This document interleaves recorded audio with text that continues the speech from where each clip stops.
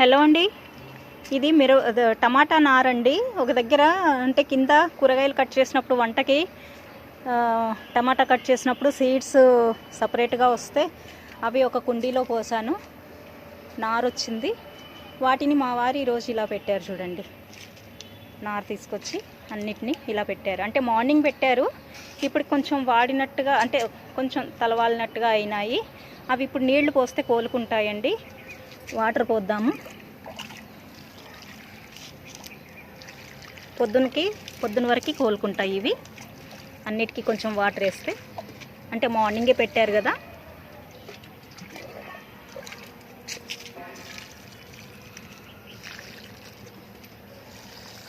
నారు పెట్టేటప్పుడు అన్ని ఎరువులు కలిపి పెట్టారండి.